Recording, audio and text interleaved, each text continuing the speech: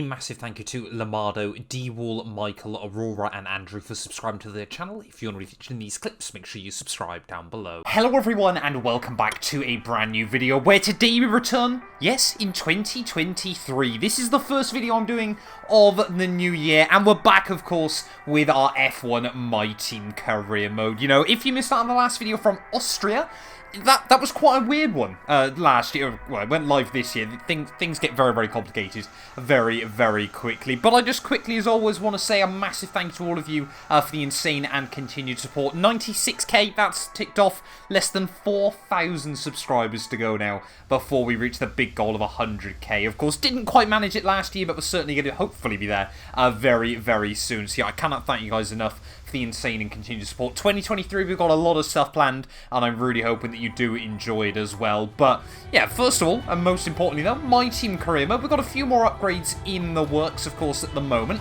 Championship-wise though, we've got a bit of a mountain to climb. George Russell now with a 52-point lead over myself in the table there. Of course, absolutely dominating the Constructors' Championship still. That one, I don't think we need to worry about too much. But yeah, we need to go on a bit of a fight back against our teammate George Russell at the moment. Of course, we've skipped the French Grand Prix in Le Castellet. We're heading straight out to the Hungaroring, ready for this weekend. Are we going to see those new upgrades successfully go onto the car? There we go, new exhaust all sorted, and then it's mainly just now trying to get durability upgrades onto the car as well. So yeah, we'll get those sorted, and then we'll be back out ready for the Hungarian Grand Prix.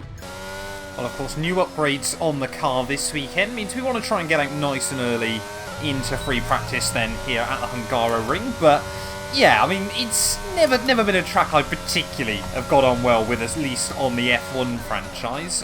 It's also the first time I've played this game in close to a week. I played it a little bit when I sort of took some time off between Christmas and New Year. So this one might be a bit of an interesting weekend. Of course, in the perfect world, we need to start taking some points out of George Russell. You know, we're not mathematically out of the championship by any means just yet, but of course George has been so strong and, far more importantly than that, so consistent. Of course, we really haven't had the luck either this year. You know, Austria last weekend, like I said, you know, definitely if you have missed out that video, please do check it out, because it was a glitch I've never seen on F1 22 before. Never in my life have I known that to be a thing, and yeah, if that doesn't make you want to go back and see what happened, I don't think anything ever will. So yeah, hopefully, of course, like I said, you know, I've had a bit of a reset. It was probably the right time to take a little bit away from F1 22 as well, and now sort of get back into it. Hopefully, we can just try and at least spring a championship challenge on in the second half of the year. I don't want to finish runner-up 2 seasons running. Final corner, though, of our track acclimatization lap, and we're not going to quite get purple. We'll go again. And round in the final corner, I don't think we're quite going to get purple score again. We're going to get 400 2 laps running. I think we're going to have to accept a green score. Right, let's do it then. ERS practice program next up, 1:15.2. That sounds like a really crazy lap time, but of course these Formula 1 cars, where we are basically now in a completely maxed out car, now we've got that exhaust upgrade on, these things are pretty quick.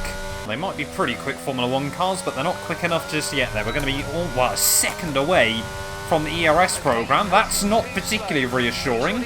We'll make some setup tweaks and we'll dive into qualifying.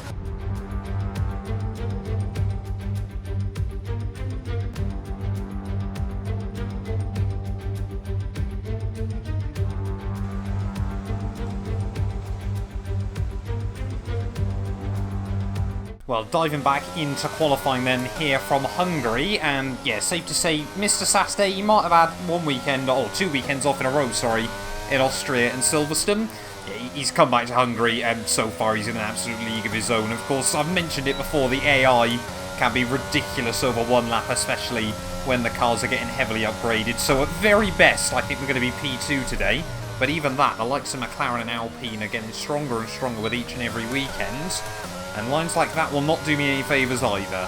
Well, George Russell then has been able to get comfortably into the low to mid 113s. I haven't even been able to set a 113 yet here in qualifying, but that is the target in Q3. First lap's nothing particularly special, and that's proven by the fact we only go P8 there. 14.5, we need a lot on our final run.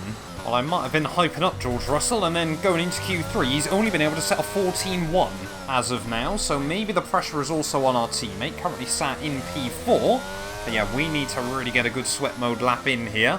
Round in the final corner. Short shift a bit of 5th gear there. We get so much wheel spin around the Hungaroring. Let's see just quite what we're capable of here on our final run.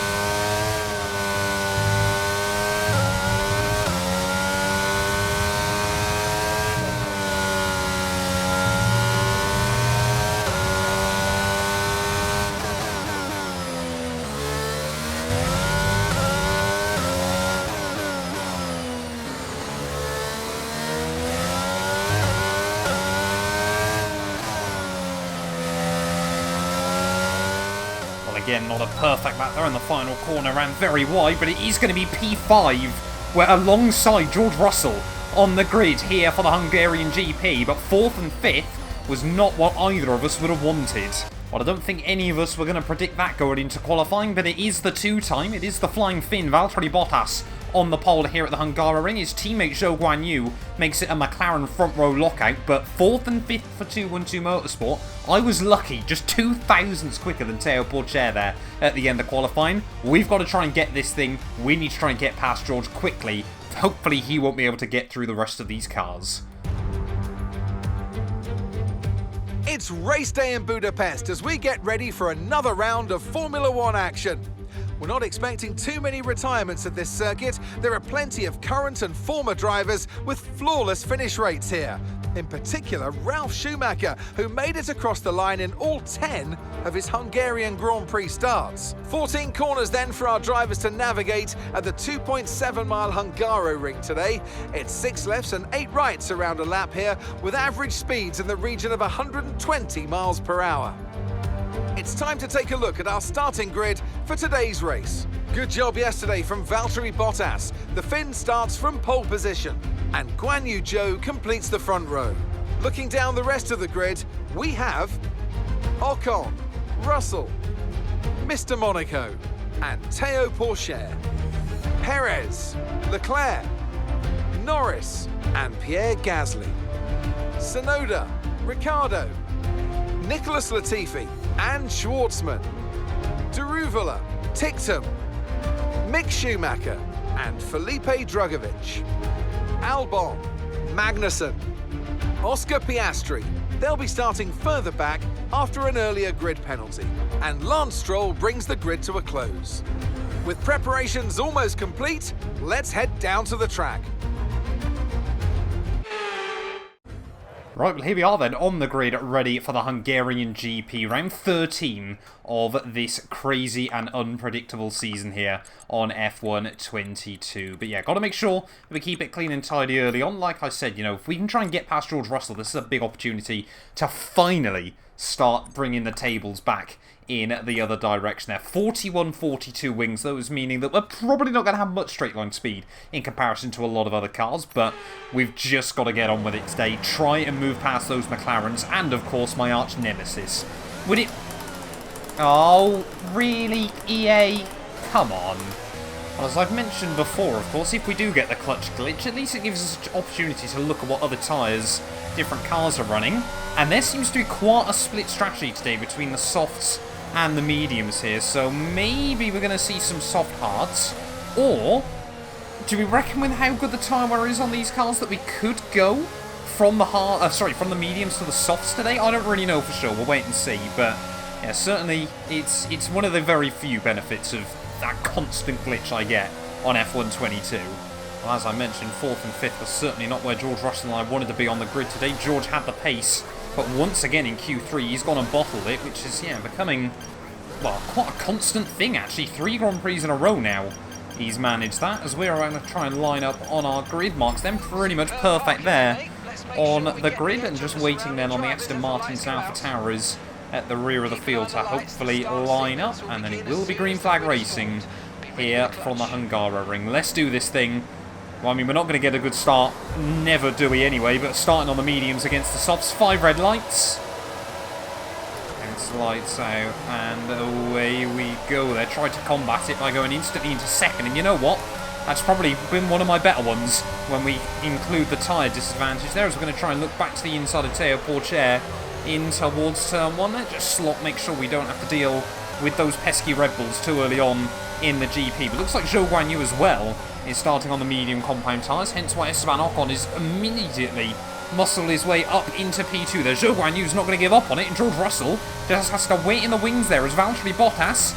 We haven't said it much this year, but he's just going to try and bolt free at the front of the field here at the start of this Hungarian GP. I mean, McLaren have proven quite strong around the higher downforce circuits, of course. We look back towards Barcelona, of course. I think that was the only other time this year that Bottas has led a Grand Prix in net position there, but already Zhou Guanyu losing a little bit of ground to Esteban Ocon as we round through this first lap. But honestly, for me, pretty much the dream start we could have hoped for there. I've never really expected us to make progress when we consider the tyre disadvantage, of course. The mediums are a lot slower than the softs, but generally the soft tyres do kind of not hit the cliff necessarily, but fall back towards the medium pace very, very early on in a GP then. But at the end of lap 1, Bottas holds on to lead. Ocon up 1 place ahead of Zhou Guanyu there, who's still keeping George Russell at bay.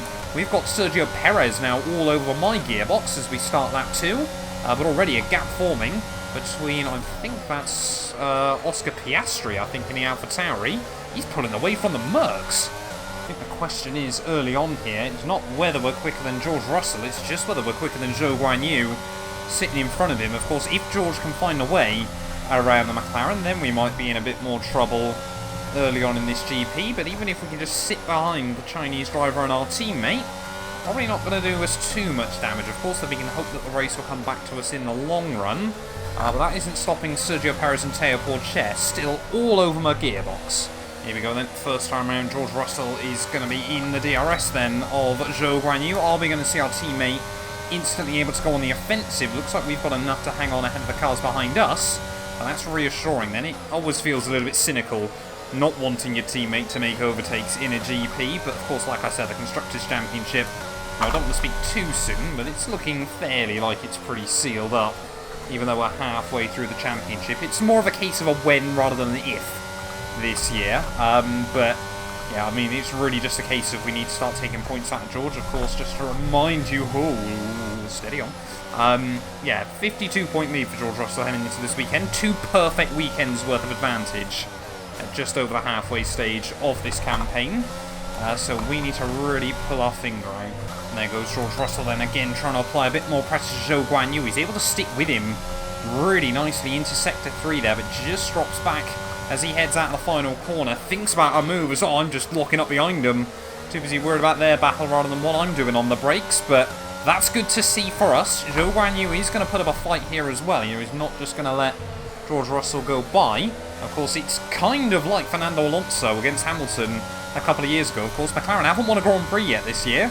He might have to defend like a lion. I think George Russell's tyres might not quite be going off just yet, but he's certainly not got as big an advantage as he once did, and we're slowly picking up more and more confidence in the car as pulling away from Sergio Perez. Zhou Guanyu is going to have to go defensive. It's going to be a defence against 2 of our cars, though, now, as George Russell gets a little bit squeezed off at turn 1, and we get to the inside of the pair of them. Off the corner there, Zhou Guanyu's got and lost 3 places, I think, as Perez might just have snuck by as well, but now side by side with our teammate. These are critical moments in the Hungarian Grand Prix very, very early on, but we swoop through, and that's a cheeky little double overtake there. George Russell will not be happy about that one, but we are through into the podium places. Very, very early days still, of course, here at the Hungaroring. Zhou Guanyu does hang on ahead of Sergio Perez, but that got the heart racing just for a moment there. It's only lap 7, and already big risks being taken. Of course, Hungary often described as Monaco without the barriers, so when you get the opportunity to make a move, you've absolutely got to take it.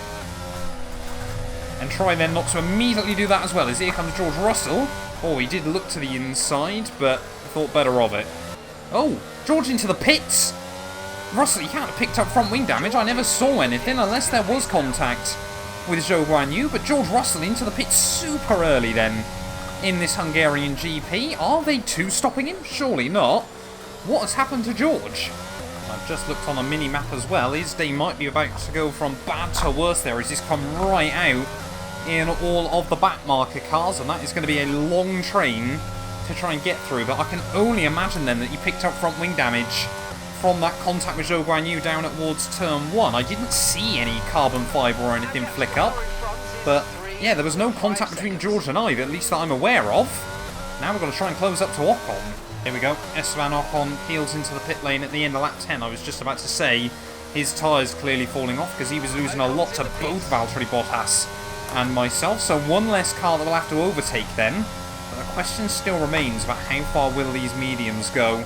Could we potentially try and go medium soft, or will we definitely still be on a medium hard strategy there? Bottas still 7 seconds up the road. So we've got to just keep trying to apply more pressure to our form. Well, I mean, technically he's still a championship rival, I guess, but I think he's going to require a bit more than a miracle this year to get Bottas back in the title fight, as, of course, many drivers in the past in Formula 1 have been able to win back-to-back world titles. It's quite an exclusive group to win 3 in a row. End of 11, Valtteri Bottas into the pit lane as well, so we will inherit the lead of the Grand Prix. Now I guess all we can really hope for is that these guys come out into some traffic, but it looks like Ocon has come out in clear air, so Bottas will more than likely do the same. As he has a disastrous pit stop, but yeah, don't really seem to get many of those luckily anymore on F1 22. Teo Porcher opting to hang out another lap in his Red Bull, but yeah, we need to take these soft tyres at least these medium tyres 22 laps if we wanted to go soft to the end. That's quite a tall order. Oh, Yuki Tsunoda out of the GP there. Looks like he's pulled off, heading out of the final corner in his Alpha Tauri. Not the way he wanted his afternoon to go. But, yep, Tsunoda, our first retirement of the day, as we're just kind of winding through the next few laps. I mean, I'm tempted to extend this stint anyway, just to see how far the mediums can go, because honestly, it's not looking like they might be that bad. Come sort of lap 20, we're still at only about 30% wear, and I'm on lap 13. Okay, Mark already then starting to worry about the tyres, as looks like the GOAT might be out of the GP as well. Yep, Nicholas Latifi, our second casualty of the day, but yeah, tyres feel absolutely fine at the moment. We're still setting mid to high 17s most laps. The consistency's been there.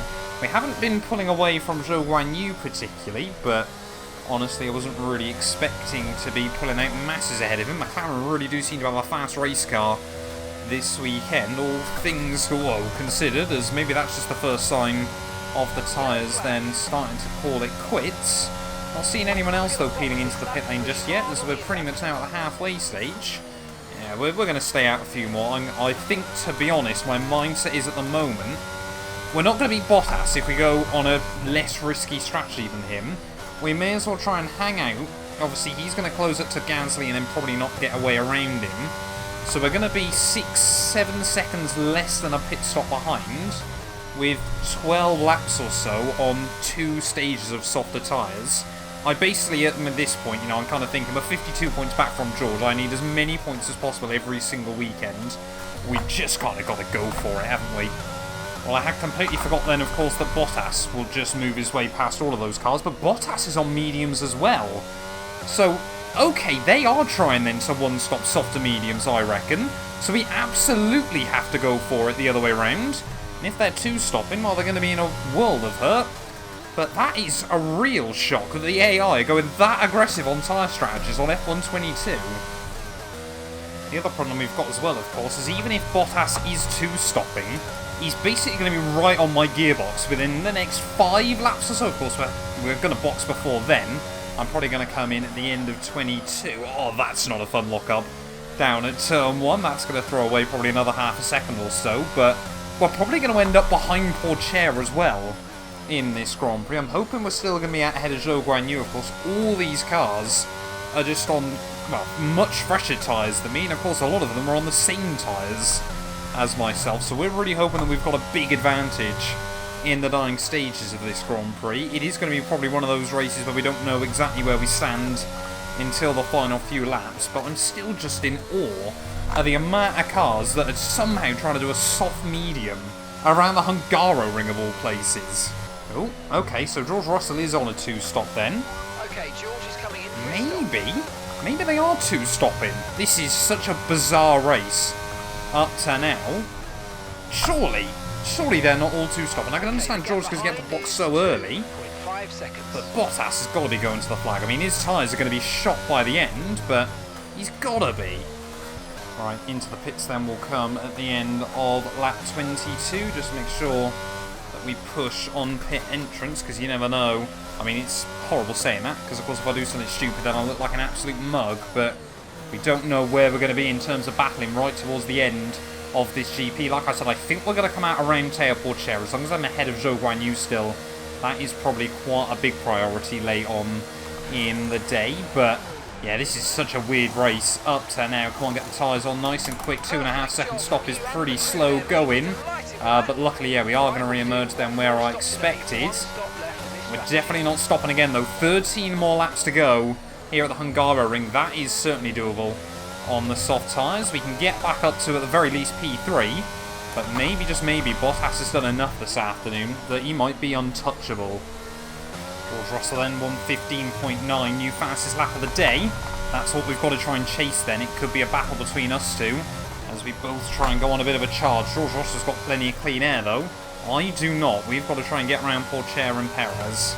Fortunately, Porcher's probably going to ruin my best chance at a fastest lap attempt here as we wind our way through the final corner. Going to try and go slow in, fast out. See if we can get on the throttle nice and early there. Attack the curbing at the final turn. And yep, we are only going to set at 1:16.2, but to the outside of our former teammate Teo Porcher back in towards turn 1. We've got so much more grip on fresher, softer tyres than the Frenchman there. And up then into P4 of this GP, but Sergio Perez is not far in front either. As look how much we can gain on corner entry there. Just so aggressive on the throttle. But sadly, we're probably now going to have to sit behind him throughout most of the lap. Alright, come on then, Checo. Let's see if you're going to put up a better fight than your teammate did just 1 lap ago there. He's not quite able to get the best run at the final turn. But of course, Checo, yep, no DRS to defend himself. To the inside will go. Sergio Perez is a pretty pointless battle. I think the Mexican appreciates that, as we'll be on the inside. We'll be able to brake later than him. We'll be able to get on the throttle nice and tidy there. And back up then into the podium places of the GP. It looks like we could have another late race battle against my best friend in the whole wide world. It's going to be Esteban Ocon. 16 seconds though to Bottas. In 9 laps, I don't fancy a chance. Right, 7 laps to go then. We have finally closed in on Esteban Ocon. It has taken us a couple of laps, but I've also been trying to make sure that we don't completely destroy the tyres. As inside the DRS then, gaining on the Frenchman. He's going to go defensive. We'll look to the outside. Of course, winner of the Hungarian Grand Prix in the past. That's likely not going to happen today. And it's even less likely now, though, as we swoop around the outside through turn 1. We're going to have to defend the inside in towards turn 2. And look at that Ocon, not giving up on it. It will have to accept defeat in that moment. And now I think, to be honest, yeah, Bottas so far at the road still. We have probably just got to try and bring the car home. Make sure that we look after these tyres right the way through to the finish line. But still amazed. Still, I know I've said it a couple of times, but amazed that the AI have been able to do the softer medium strategy here, especially when they only did 11-12 laps on the softs there. They've been super aggressive on their medium tyres. So, to be honest, I'm quite happy that I did gamble it this way as well, because, yeah, I think we would have probably ended up... We might still have got Perez and Porcher, but I don't think we would have been ahead of Ocon by the end of this race. And, of course, still the big thing is just about taking points at George. Well, starting the final lap then. Thanks for that, Mark. That is quite a surprise. George Russell then has continued to take big chunks of time out of me late on in the GP, and it looks like he's actually going to be applying pressure to Pierre Gasly on the final lap of this GP there. George Russell swoops around the outside of the Frenchman down at turn 1, but he hasn't pulled off the move just yet. He's at the inside for turn 2, so I think, yeah, that certainly should be a move done and dusted then for our teammate George late on in the day. But yeah, what a weird and wonderful race here for the Hungaroring. Like I've said many times before, it does, for a track that you can't really race on particularly, it does often deliver quite an interesting race there. And safe to say today, it has been the return of Valtteri Bottas and McLaren there. It kind of gives me Mercedes 2013 vibes. Of course, when they won the Hungarian Grand Prix and kind of forced Red Bull into continuing to develop the RB9 into the second half of the year there. But Bottas is finally back on top in the world of Formula 1. It's been a difficult first half of the year for the McLaren man, but he returns and will try his best to give himself a fighting chance at the title in the second half of the year. We're going to come through for P2, take big points out of George. That was essential. Out there. That was a strong drive and a great finish. Well done.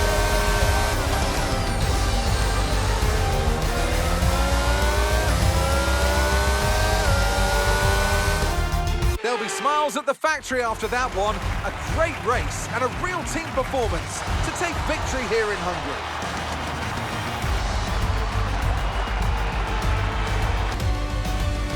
As the winners make their way up to the podium, one can only imagine the celebrations that will take place at McLaren tonight. Congratulations to everyone on the team, securing the win and proving that they're a force to be reckoned with out on the track.